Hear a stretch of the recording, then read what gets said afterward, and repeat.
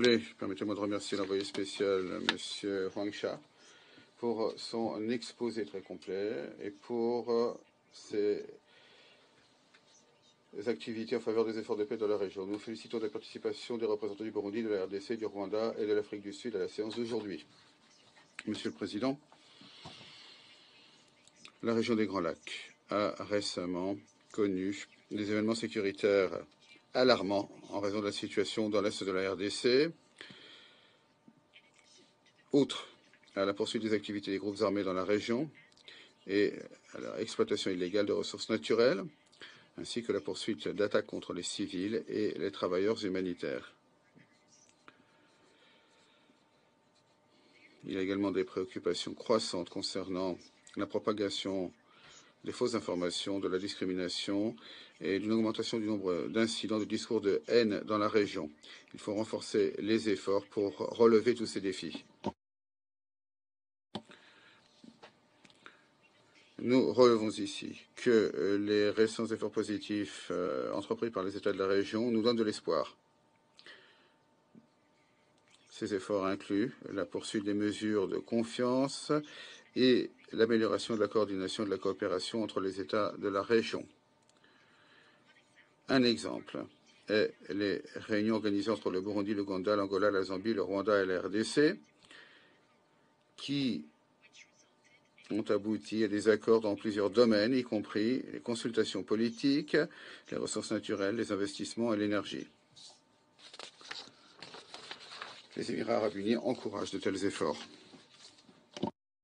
Monsieur le Président, nous considérons que parvenir à la stabilité dans la région des Grands Lacs à long terme exige un engagement constant pour mettre en œuvre l'accord cadre pour la paix, la sécurité et la coopération et en remédiant aux causes profondes des conflits en faisant les choses suivantes. Premièrement, continuer à renforcer les efforts de la région, le dialogue et l'appui aux mesures de confiance entre les pays et les dirigeants de la région.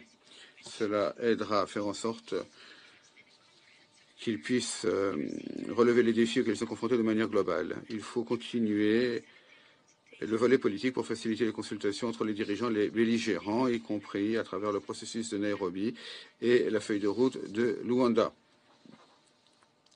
Il est important d'étudier les progrès réalisés et les pratiques optimales pour appuyer ces processus. Le rôle des organisations régionales et infrarégionales, telles que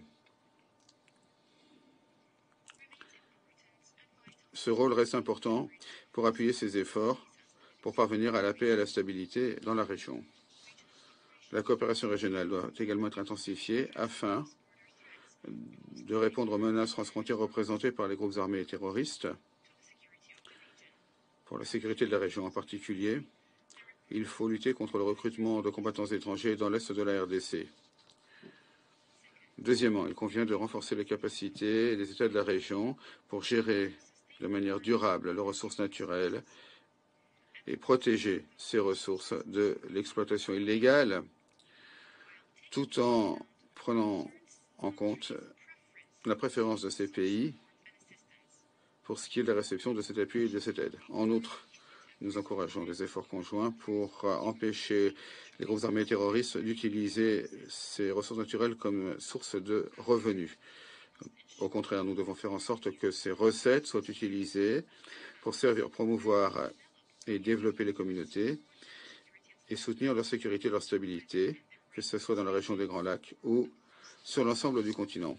Troisièmement, les Émirats soulignent l'importance du fait que les femmes jouent un rôle actif pour édifier des sociétés pacifiques et prospères qui peuvent relever divers défis. Pour cela, il faut effectuer un suivi sur les activités conjointes entre l'ONU, l'Union africaine et la CIRGL et il faut renforcer leur coopération étroite avec les dirigeantes régionales pour autonomiser les femmes dans le processus politique et assurer leur participation pleine, égale et significative à tous les volets, y compris social et économique, tout en leur apportant la protection nécessaire et répondant à leurs besoins fondamentaux. Enfin, nous soulignons qu'il est urgent de continuer à fournir une aide humanitaire aux pays de la région,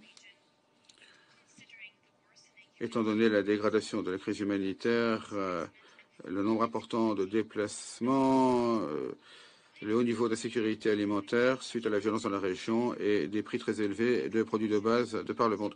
En conclusion, Monsieur le Président, les Émirats réaffirment leur engagement à appuyer les efforts de l'ONU et de tous les partenaires de la région, ainsi que d'autres efforts visant à consolider la paix dans la région.